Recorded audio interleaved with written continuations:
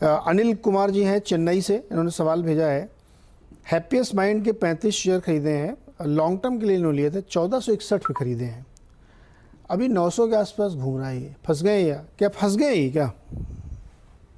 देखिए, फंस तो गए हैं, इसमें कोई डाउट नहीं है, लेकिन मैं इस टाइम पे निकलने की राय भी नहीं दे सकता, क्योंकि अगर आप देखेंगे तो मार्च 2023 में, उससे पहले मेरे ख्याल से अगस्त 22 में, और अभी फिर से नवंबर 23 में स्टॉक ने 3 बार 200 वीक मूविंग एवरेज पे सपोर्ट लिया है।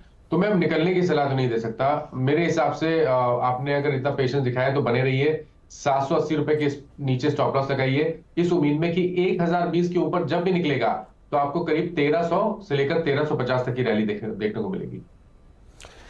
ये माना जाए बड़ा क्लासिक एग्जाम्पल है कि जब ये ध्यान ना बहुत नीचे इसका आईपीओ आया था, उसके बाद ये बेइंतहा चला, रुका ही नहीं, 1400-1500 रुपये तक गया, और उसके बाद ये बहुत लंबे समय से इसी रेंज में घूम रहा है, चल नहीं रहा है। ये बिल्कुल वैसा एग्जाम्पल है कि देखिए, टाइम या शेयर चलने का या रिटर्न बनाने का एक समय होता है कि 2 साल 3 साल में पैसा कितना बन रहा है, लेकिन अगर आप एक ही साल में 1.5 साल में इतना मल्टीबैगर हो जाएगा तो वो टाइम करेक्शन लेगा। कंपनी अच्छी, कोई दिक्कत नहीं उसमें।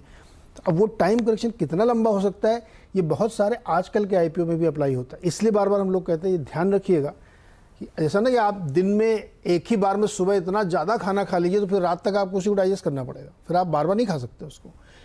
यही हाल हैप्पीएस्ट माइंड के साथ हो रहा है इस समय, तो आप ध्यान रखिएगा। लेकिन हाँ, टेक्निकली होल्ड करिए इसको, नए टारगेट